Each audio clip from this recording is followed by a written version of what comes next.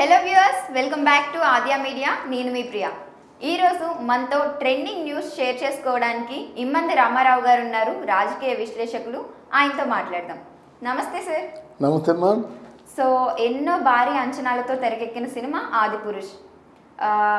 Prabhas ups and downs చూసుకుంటే చాలానే ఉన్నాయి, ఈశ్వర్ మూవీ నుండి ఆదిపురుష్ మూవీ వరకు. అయితే ఇప్పుడు ఆదిపురుష్ మూవీ రిలీజ్ అయింది, ఎక్స్పెక్టేషన్స్ అయితే అంతగా రీచ్ అవ్వలేదు. తన ఫ్యాన్స్ని కూడా ఆల్మోస్ట్ నిరాశపరిచేశాడు. అందుకే ఫ్యాన్స్ కొట్టుకుని చచ్చిన సందర్భాలు కూడా ఉన్నాయి ఈ 2 రోజుల్లోనే.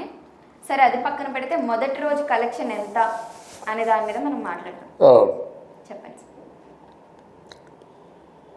ఇప్పుడు ఇక్కడ కలెక్షన్స్ పరంగా చెప్పుకుంటే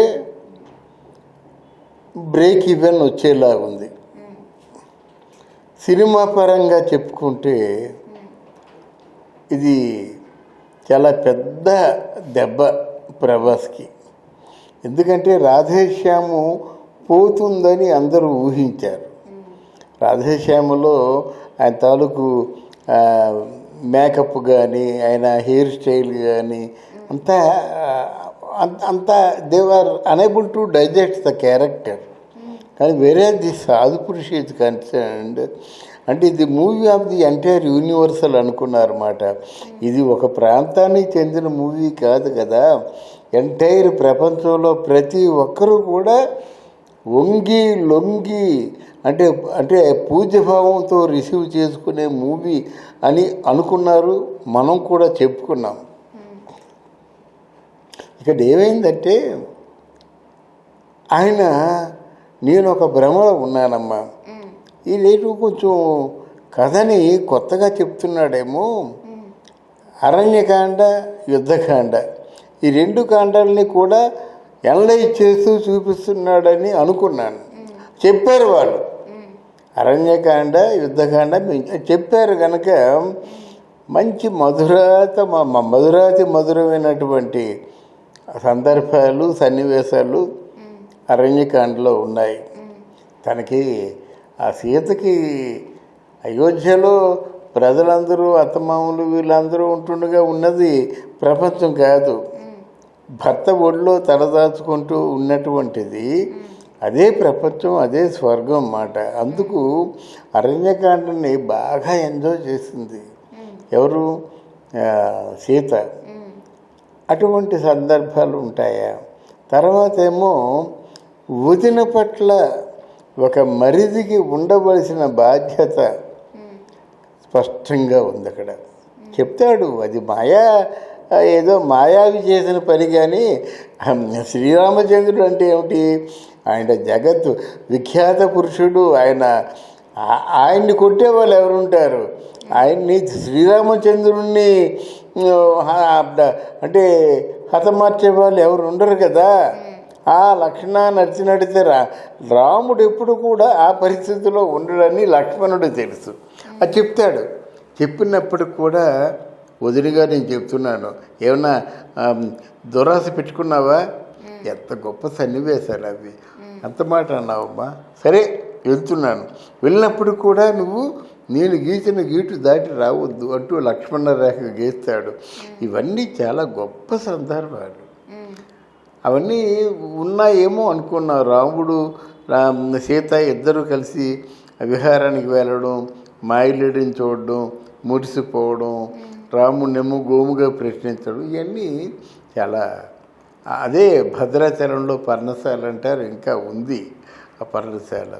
ఇది పోయినట్టు యుద్ధకాండ కూడా మనుషులతో సంబంధాలు కలుపుకొని మనుషులు సహాయం తీసుకొని 10 తలల రావణాసురుణ్ణి తెగటార్చడం అది పెద్ద కష్టం కాదు.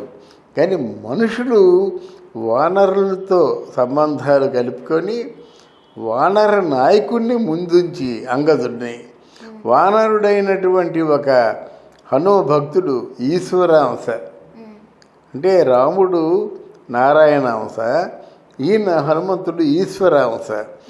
వీరిద్దరూ కలిసి మొత్తానికి రావణుడి మీదకి వెళ్ళడం, రామకార్యాన్ని నెరవేర్చడానికి మాత్రమే పుట్టాడు ఆంజనేయ స్వామి. ఈశ్వరాంశ. కానీ ఆంజనేయ స్వామికి ఏంటంటే పొరపాటున ఆయన వరం ఇచ్చాడనమాట. ఆంజనేయ నువ్వు జీవితాంతం చిరంజీవిగా ఉండారంటారన్నమాట. అందుకే ఇప్పటికి కూడా ఆంజనేయ స్వామి బ్రతుకున్నాడనేటువంటి ఒక నమ్మకంతో మనం ఉంటున్నాము. ఇదే మానస సరోవరం ఆ ప్రాంతం అయితే ఆంజనేయ స్వామి బ్రతికే ఉంటాడనమాట. ఇటువంటి సందర్భాలన్నీ కూడా సినిమాలో ఉంటాయి అనుకున్నాం, లేవు. తర్వాత ఇక్కడ రాముణ్ణి చూపించే విధానం కూడా కండలు తిరిగిపోయి మొత్తం 8 ప్యాక్స్ ఉండి ఇలా అలా కాదు. రాముడు సుకుమారుడు. రాముడు అంటే మీకు దేవతలందరిలో కూడా అపురూపమైన వ్యక్తి ఎవరంటే రాముడే. ఎందుకంటే కృష్ణుడు కూడా అపురూపంగా ఉంటాడు, కానీ కృష్ణుడిలో చిలిపితనం ఉంది, అల్లరితనం ఉంది. అది ఆడవాళ్ళు లైక్ చేయరు, కొంతమంది లైక్ చేసినప్పుడు కూడా. ఇక్కడ రాముడిలో సౌకుమార్యం, సమ్మోహనత్వం ఉంది కాబట్టే మునీశ్వరులందరూ కలిసి చివరిలో రాముడిని కోరుకుంటారన్నమాట. ఏమిటండి అలాగా మీరు అందరూ రెప్పార్పకుండా చూస్తున్నారు అంటే, రామ మేము మునులో తపస్సు చేసాం, ఇంత శాసించినప్పుడు కూడా నీలో అందాన్ని చూసిన తర్వాత ఎందుకో నీ సాంగత్యం మాకు కావాలనిపిస్తుందంటే, వచ్చే అది ద్వాపర యుగంలో నేను కృష్ణుడిగా పుడతాను, మీరు గోపికలుగా పుట్టండి, మీ కోరిక తప్పకుండా నెరవేరుస్తాను అంటే ఇవన్నీ మంచి సందర్భాలు రామాయణంలో ఉన్నటువంటి మధురమైన ఘట్టాలు. అవన్నీ ఏమైనా ఉంటాయేమో, రామాంజనేయ యుద్ధం కానీ ఉంటుందనుకుంటే ఏమీ లేకుండా డైరెక్టరు సర్వనాశనం చేశాడు సినిమాని. ఎందుకంటే ప్రభాస్ తాలూకు ఇమేజ్ని సర్వనాశనం చేశాడన్నమాట. ఇప్పుడు ఏమంటారు, ఏమయ్యా ప్రభాసు నువ్వు చూసుకోవద్దా, రాముడు మీసాలు పెట్టాడు కదా, నీ మీసాలు బాగుంటాయా అంటారు. పూర్వం రాముడిగా వేసేవాళ్ళు ఎవరైనా మీసాలు పెట్టుకున్నారా అని అంటారు. అని కండలు బండలు ఇవన్నీ పెట్టుకొని రాముడిగా ఎలాగుంటావు అనుకున్నావయ్యా నువ్వు, వాడికి బుద్ధి లేకపోతే నీకు బుద్ధి లేదా అంటారు. అర్థమైందా? సీతమ్మవారు ఉంది, సీతమ్మవారు చూపుల్లో పవిత్రత కనిపించాలి, కానీ మామూలుగా ఆ సెక్సీగా ఉందేంటి, ఒక చీర కప్పుకుంది అది బాగుంటుందా అంటారు. ఈ సీతమ్మని చూసి పాత సీతమ్మ, అది ఆయన ఎవరు, మన అరుణ్ సాగర్ రామాయణంలో దీపికని ఎంపీగా పోటీ చేసింది, గెలిచింది. అంటే ఆవిడ ఇమేజీ ఒక ఎంపీగా పోటీ చేసి గెలిచిన ఇమేజ్ అన్నమాట. ఆవిడ చూస్తే సీతమ్మలాగా అనిపిస్తుందా? తీయండి, అర్థం పర్థం లేకుండా చేశారు. ఆ సీతను చూశారంటే నమస్కారం పెట్టారు, పసుపు కుంకాలు ఇచ్చారు, పట్టు చీరలు పెట్టారు. ఈ సీతను చూసి ఏం చేశారు, అక్కడ ఎన్టీ రామారావు గారిని, అంజలీదేవి గారిని చూసి కూడా లవకుశలు అలాగే చేశారు. సీతమ్మ వారికి పసుపు కుంకాలు పట్టు చీరలు పెట్టి సాష్టాంగ నమస్కారాలు చేశారు. రాముడికి అలాగే చేశారు. గనక లవకుశ సంవత్సరం పాటు ఆడింది. ఇక్కడేం ఆడింది, ఏం ఆడలేదు కదా. దీని అంతటికీ కారకుడు కేవలం ఆ ప్రొడ్యూసర్ ఎవరో, ఆ ప్రొడ్యూసర్ కళ్ళు పూసుకోవడం, డైరెక్టు అంటే విచక్షణారహితంగా తన తోచిన విధంగా సినిమా చేసి ఇదే సినిమా అనుకోవడం.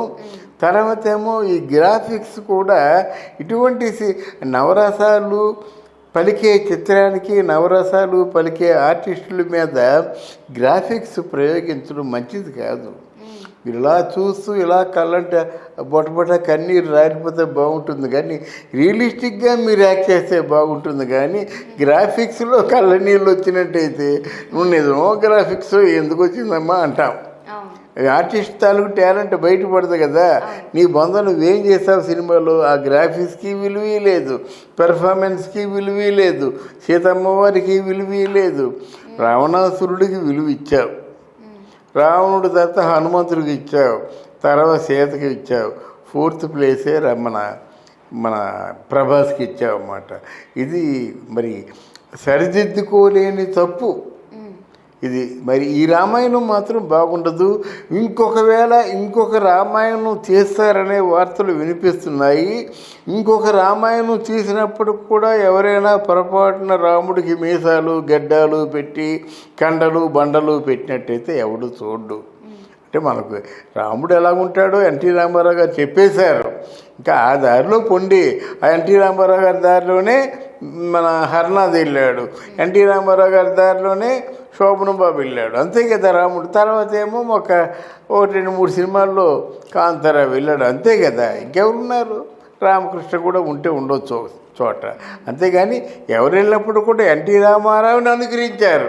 ఎన్టీ రామారావు పెట్టుకున్న కిరీటాన్నే పెట్టుకున్నారు, ఎన్టీ రామారావు గారు చూపించినటువంటి నగలనే చూపించారు. అది లేకుండా మీరు కొత్త రకంగా వెళ్ళి మీసాలు గడ్డాలు ఇవన్నీ పెట్టుకొని కండలు అన్నీ పెట్టుకొని వెళ్ళినట్లయితే చీచి అవతలు బాగుంటారు. ఇదే మనం చెప్పదలుచుకున్న విషయం.